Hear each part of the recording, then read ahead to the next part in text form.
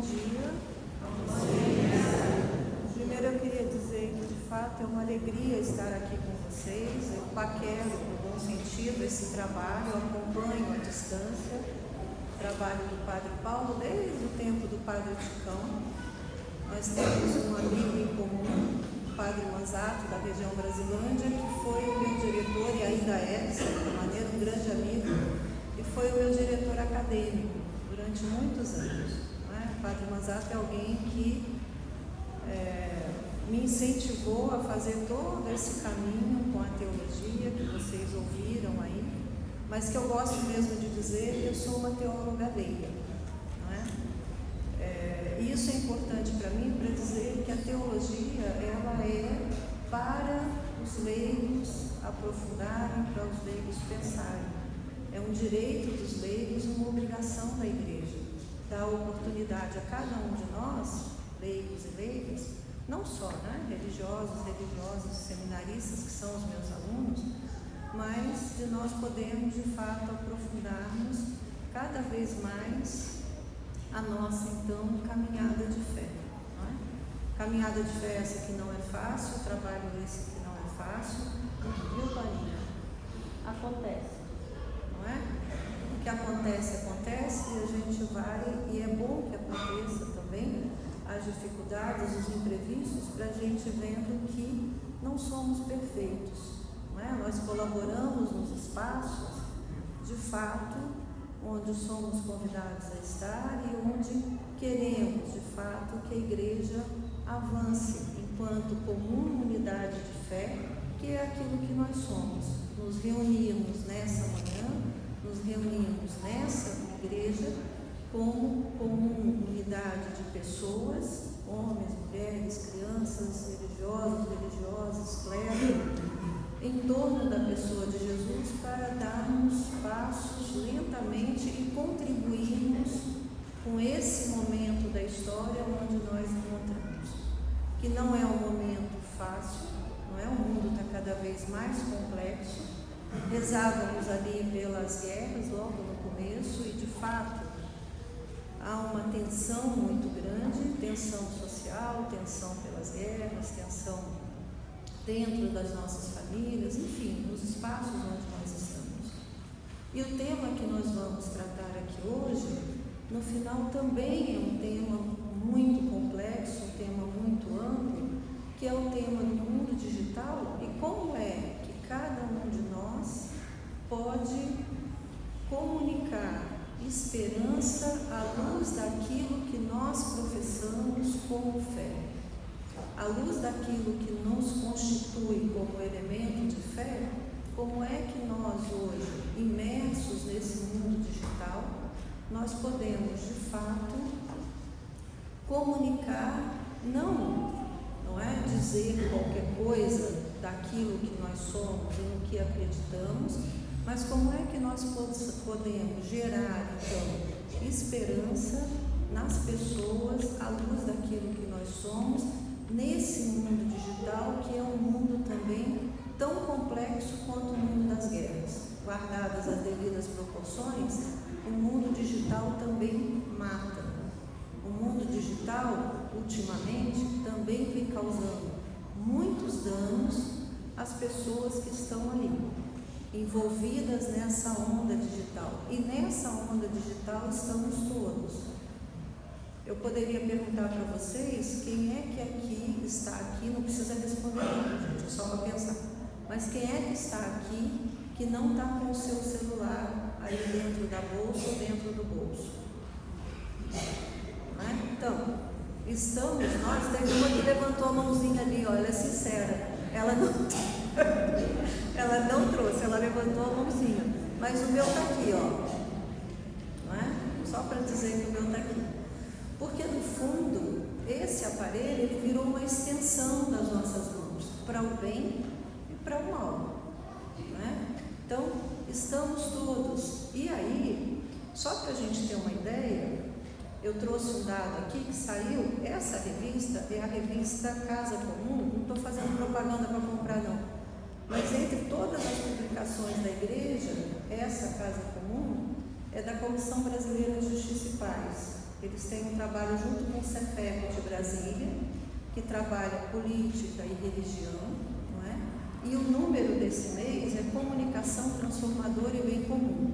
E ainda bem que ela chegou na minha casa sexta-feira, eu vim aqui hoje, porque tem dados aqui que nos diz da complexidade disso que nós vamos dizer. Então nós temos hoje 480 milhões de dispositivos digitais, computadores, smartphones, laptops, tablets, etc., conectados no Brasil na rede digital.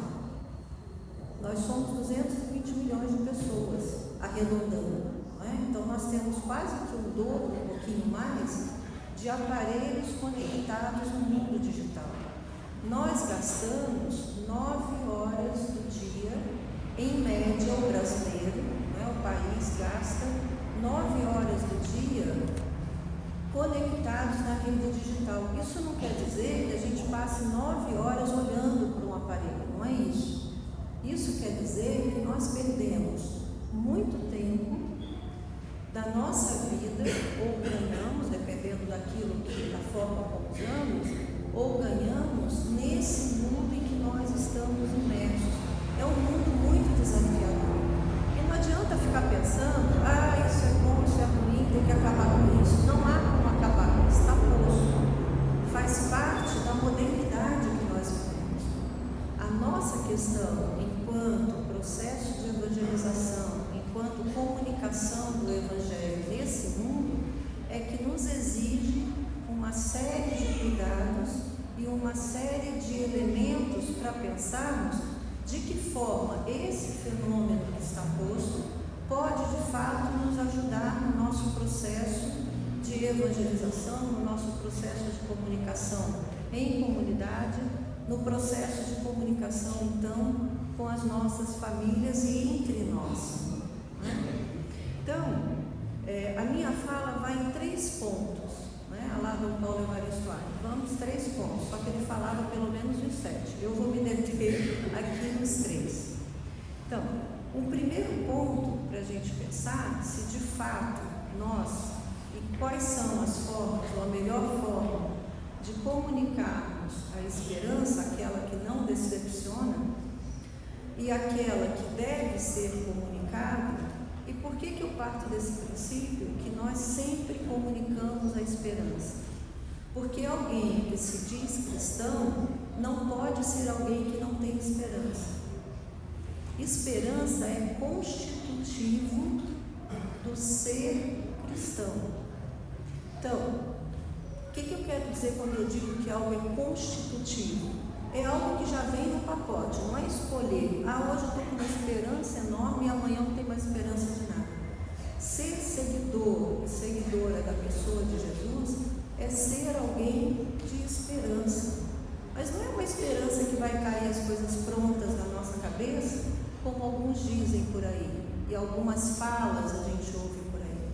É uma esperança de que o engajamento nesse segmento da pessoa de Jesus, impulsionados pela ação do Espírito, nos leva a assumir uma praxis diferente, uma outra prática, que seja transformadora nos espaços onde nós estamos. Aí, de fato, a esperança aparece no mundo. É como se fosse assim um hipérbole, ó. Cada ação nossa gera uma esperança que eu mostro para as pessoas que neste crer tem algo diferente e gera uma outra esperança. Então, comunicar a esperança é inerente a cada um de nós, pelo menos aqueles que nos afirmamos seguidores e seguidoras da pessoa de Jesus. Então, como é que nesse mundo digital nós comunicamos então a nossa esperança, não é? E damos e levamos às outras pessoas essa esperança que é muito concreta para nós. Então, primeiro ponto aqui da minha reflexão que a gente tem que perceber são os pontos positivos e os pontos negativos desse mundo digital para estarmos nele comunicando aquilo que somos. E somos gente de esperança. Pontos positivos, então. As redes sociais servem para, em tese, comunicar e nos aproximarmos. Em tese seria isso, não é? Na maioria das vezes a gente não consegue se comunicar e na maioria das vezes acabamos nos afastando daqueles que são os mais próximos de nós. Depois, essa comunicação, considerando positivamente, essa comunicação e essa aproximação é aquela que gera a esperança, porque nós não comunicamos qualquer coisa. O que nós comunicamos em última instância é a experiência que nós fazemos com a pessoa de Jesus. Nós não comunicamos, nós não falamos de Jesus para os outros por aí, também, mas o que nós falamos prioritariamente é da esperança, ou melhor, da experiência que eu fiz com Ele, e essa experiência é que eu mostro às pessoas que vale a pena seguir a esse Jesus. Isso são os textos bíblicos, notadamente o Novo Testamento. O Novo Testamento é constituído por experiências que as pessoas foram narrando por nós, e num dado momento a gente se deu conta que de fato esse é o Jesus que para mim faz sentido na minha existência e que a gente quer seguir. Então, o positivo da comunicação do religioso não é simplesmente dizer de Jesus aos outros por aí, mas é dizer daquilo que para mim, de fato, para cada um de nós faz um sentido na nossa existência, a tal ponto de eu dizer ao outro e demonstrar a ele que nessa existência, nessa experiência, há uma esperança de uma nova humanidade, de uma humanização das pessoas. Negativo, o que teria então aí? Teria alguns elementos para a gente prestar atenção. Então, a invasão de privacidade que as redes, o mundo digital causam em nós, não é? Antes de começar, o Padre Paulo perguntou assim: a gente pode colocar sua fala nas redes? Não pode, professor? Pode, não é? Mas é uma exposição, mas pode, não é? Porque não tem nada aqui que possa ser, que precisa ser encoberta naturalmente. Mas essa exposição me leva a uma perda de controle daquilo que é a imagem de cada um de nós. Porque o que tem gente por aí reportando falas, fazendo alterações de falas, postando na rede para desmerecer e para distorcer o que foi dito por várias pessoas que estão por aí tratando de evangelizar, é uma enormidade. Então, existem conteúdos bons e existem conteúdos ruins. Então, os conteúdos ruins são aqueles que, em nome do religioso, se suscita um discurso de ódio, de violência religiosa, por trás de um anonimato, muitas vezes covarde, e isso se chama fake news, isso se chama difamação, isso se chama cortes indevidos daquilo que a pessoa se preparou, estudou uma vida inteira para formar os demais, para podermos avançar juntos. Isso seria uma versão extremamente negativa e que não gera absolutamente nenhuma esperança em absolutamente ninguém, a não ser daqueles que estão lá naquela bolha e que um vai reforçando a neurose do outro. Por outro lado, existem também muita gente séria por aí trabalhando nesse mundo digital, nos processos de evangelização, e que geram um movimento novo de comunicação, um novo movimento que mostra como é que nós podemos estar nesse mundo à luz daquilo que para nós de fato é valor e que deve ser dito também nesse mundo digital. O mundo digital hoje é um mundo de missão, é um ambiente, não é? Um padre Spadaro vai dizer assim: ambiente é um lugar onde as pessoas vivem. E hoje os jovens de 6 a 17 anos constituem uma massa de 80% das pessoas que estão nesse mundo digital, estão vivendo nele, não é? Estão de fato dependentes muitas vezes desse mundo digital. Então, por que é que nós não podemos pensar nesse espaço também o nosso processo de evangelização? Segundo ponto que eu queria colocar como reflexão é como é e quais são os cuidados que nós devemos ter para aqueles que querem e utilizam o mundo digital para de fato dizer quem somos e de fato fazer uma comunicação que gere esperança. Primeiro ponto, que eu acho que eu nem precisaria dizer, mas sempre é bom lembrar, é que a gente tem que não agir e nem postar conteúdos que sejam em contra do valor do que nós somos. Isso me parece tão óbvio, não é? Mas hoje em dia a gente está num mundo em que, à medida que a gente está nesse mundo digital, a gente tem que recordar a maioria das pessoas que ou nós temos coerência entre aquilo que propagamos e aquilo que fazemos, ou então é melhor ou não propagar ou não fazer. Não é? Segundo ponto é não se arrogar de uma autoridade que não cabe a você. Eu me pergunto muitas vezes, e eu me pergunto isso com muita frequência, porque a minha pesquisa passa por esse mundo e por o processo de evangelização no mundo digital. Quem é que deu autoridade a quem está nas redes digitais aí propagando exclusão, propagando violência, propagando ódio, propagando tudo que nós não somos? Quem é que deu a ele essa autoridade para estar aí? Isso é uma pergunta para se fazer. Ninguém está autorizado a sair por aí dizendo o que quer, o que não quer, em nome da igreja, em nome desta comunidade eclesial, em nome dessa diocese, em nome da Igreja Universal, em nome da CNBB, sobretudo se não é para agregar.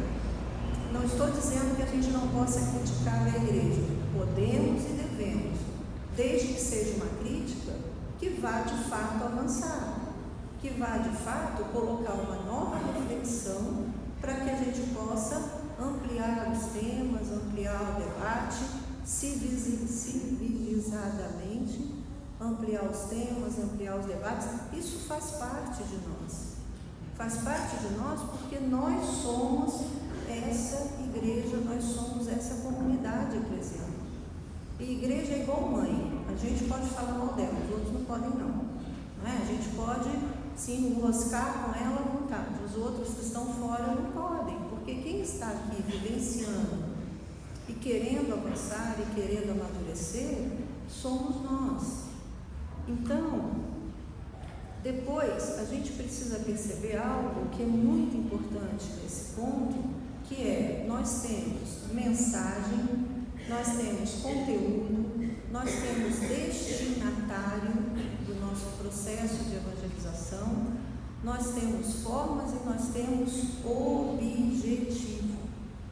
Nós não falamos do Evangelho, nós não falamos de Deus, nós não falamos de Jesus porque deu vontade, porque a gente joga ao vento as palavras. Jesus tinha um objetivo e nós temos também. Centro e chave do pensamento de Jesus é a expressão Reino de Deus. Por isso ele repete tantas vezes essa expressão nas suas falas.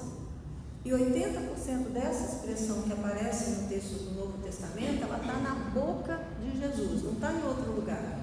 É ele expressando. O que significa que era isso que ele queria dizer, não era outra coisa. De diferentes maneiras, ele vai ensinando para nós o que é isso. Reino de Deus. Esse é o nosso objetivo. Reino de Deus não está voando por aí na estratosfera. Não é? Aliás, nós rezamos isso no Pai Nosso. O reino é de Deus, não é? Venha a nós o teu reino, é de Deus, ninguém está discutindo. Quando é que o reino de Deus vem? Quando está na linha de baixo, quando é feita a vontade de Deus, seja feita a tua vontade. Então, quando nós alinhamos a nossa prática, a prática de Jesus, esse reino, essa outra forma de ser e de estar no mundo, que gera esperança, ela emerge no mundo, o reino de baixo para cima, assim, ó.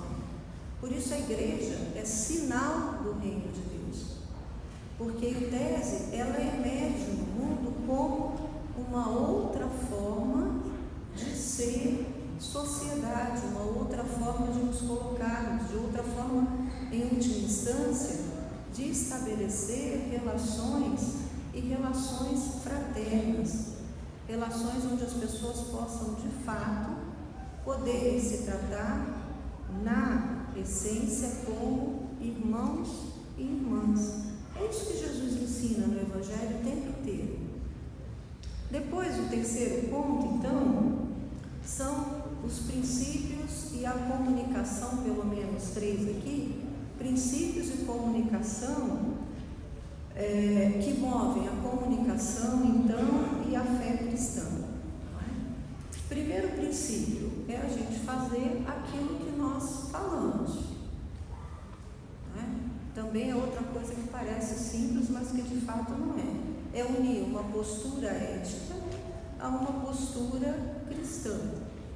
E de onde é que a gente sabe que a nossa postura está sendo de fato cristã ou não cristã? À medida que nós olhamos para o Cristo. A prática de Jesus para nós, ela só não é olhar e achar que é bonito, não é? A prática de Jesus para nós é um parâmetro para que cada vez mais a nossa vá ficando com o jeito dele. Isso é seguimento. Nós seguimos Jesus não porque nós andamos atrás dele, mas porque nós andamos com, assim, meio de braço dado.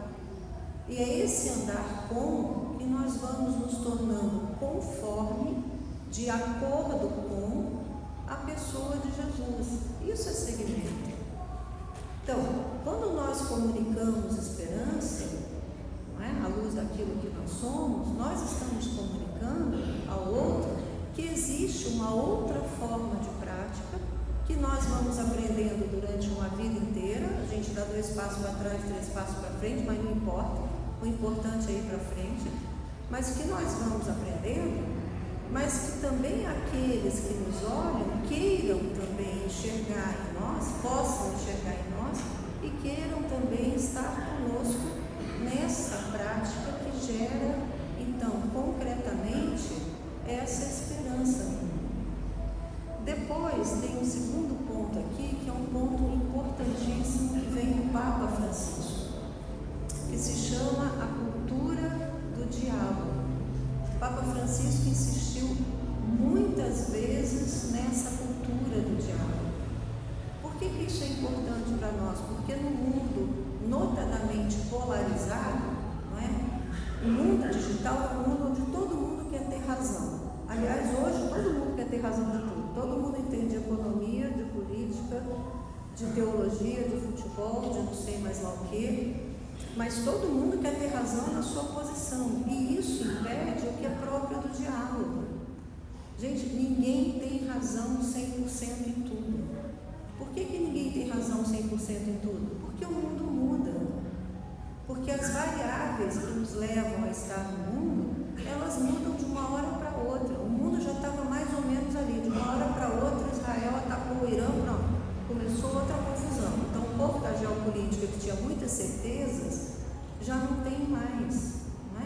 Tem um autor muito bom, que ele se chama Eduardo Galeano, que ele diz assim: agora que eu encontrei todas as respostas, mudaram as perguntas. E que bom que as perguntas mudam. E que bom que a gente pode exercitar a inteligência que Deus nos deu para perceber que o mundo está mudando. E esse mundo digital é um mundo muito fluido. Tudo muda muito rápido.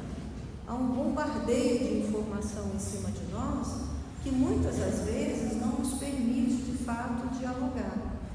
Então, o Papa Francisco vai dizer assim, olha, o diálogo é o que quebra a violência e gera a esperança.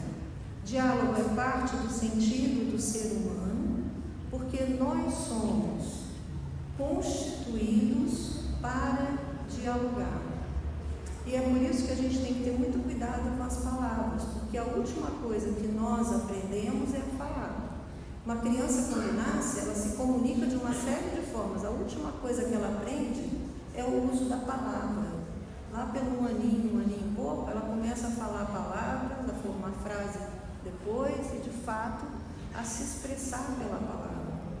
Fora isso, a gente pode se expressar por uma série de outras razões. Nossa comunicação diz aos outros aquilo que nós somos e os nossos valores, e isso é diálogo. E não necessariamente, vai dizer o Papa Francisco, um diálogo falado. Às vezes um diálogo agido, não falado, ele diz muito mais daquele que nós somos do que ficar com muito discurso, muita falação em cima das pessoas, que hoje as pessoas não têm mais paciência para ouvir. E isso para nós é interessante porque nós seguimos o Deus de Jesus, que é dialogal.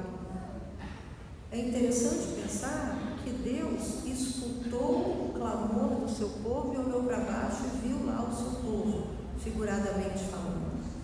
E nós não temos paciência de escutar aqueles que estão conosco. Isso também é um reflexo das redes, desse mundo e da comunicação digital que é muito fragmentada. Então, como é que nós estabelecemos um diálogo de esperança com aqueles que estão conosco? Como é que nós repetimos entre nós a ação de Deus que nos escutou e que permitiu que nós conversássemos com Ele? O que permite que nós falemos com Deus é porque Deus antes falou conosco. E as redes sociais, muitas das vezes, não permitem nenhum estabelecimento de diálogo entre nós. Nós nunca estivemos tão conectados e nunca falamos tão pouca coisa e com tão pouca qualidade. E às vezes, sem querer, na boa intenção, e eu sempre parto da boa intenção das pessoas, na boa intenção, as pessoas acabam um pouco desatentas nessa comunicação e caem em polarização, e caem em recortes, e caem em distorção. Agora, com a inteligência artificial, então, isso virou um caos, porque qualquer um pode pegar essa filmagem aqui, colocar a minha voz, a minha gesticulação e incluir um outro discurso que não tem nada a ver com o que eu disse aqui para vocês.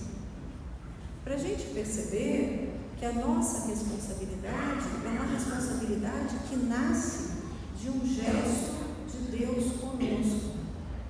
Jesus continua dialogando conosco porque dialogar é próprio da natureza humana. Ouvir é próprio da natureza humana. E é isso que nós deveríamos procurar fazer quando estamos nesse ambiente digital, com maior possibilidade, de fato, da gente comunicar a esperança. E por último, eu não sei se aqui nessa paróquia existe, mas eu acho que a gente precisa cada vez mais se formar para comunicar a nossa esperança nas redes sociais. Isso se chama, na área da comunicação, educomunicação, quer dizer, formação para a comunicação. Não é só a Pascom que comunica, não é só uma outra pessoa, não é? As nossas redes pessoais, nós somos nanocomunicadores, quer dizer, pequenininhos comunicadores, mas que cada um de nós tem a nossa rede pessoal. Cada um de nós tem a nossa página no Instagram, página no Facebook, nas outras redes que estão por aí, e que as pessoas estão nos vendo. Seja aquele grupo da família, seja aquele grupo do trabalho, seja aquele grupo mais restrito, mas é essa nanocomunicação, esses pequenininhos, é que tem a força da evangelização. Não são os grandes comunicadores e os grandes, entre aspas, influenciadores digitais católicos, que já é uma incoerência ser influenciador digital e ser católico. Isso não combina. Porque influenciador digital ganha dinheiro para isso. E processo de evangelização não deveria ser razão para ganhar dinheiro, deveria ser razão para comunicar a esperança daquilo que nós acreditamos aos demais. Então, oferecer uma comunicação social, uma formação para o uso das redes, não no uso do que queremos falar, mas de fato como é que funciona esse mundo digital, para até que a gente possa melhorar, aprimorar e, de fato, utilizar as potencialidades do que é positivo desse mundo, para a gente poder comunicar com as pessoas que eventualmente não veem a comunidade, mas que se interessam por aquilo que nós somos. Nós precisamos pensar, por último, no alcance que o mundo digital tem. Não é? Um alcance de 150 mil pessoas que curtem um determinado vídeo, um determinado fato, um determinado, que acessam uma determinada postagem. Presencialmente, nós nunca vamos atingir esse número de pessoas. Mas cabe a nós dizermos, à luz de tudo isso que nós refletimos aqui, cabe a nós dizermos a esse tanto de pessoas quem somos nós, qual é o nosso objetivo, como é que neste espaço digital, finalmente, também nós podemos colaborar para fazer emergir de baixo para cima, nesse processo e nesse momento da história, uma outra forma de relação, uma outra forma de relações fraternas, de transformação dos espaços à luz da pessoa de Jesus. E aí sim, a gente consegue de fato comunicar aquilo que é próprio da esperança. Louvado seja nosso Senhor Jesus Cristo. Para sempre seja louvado.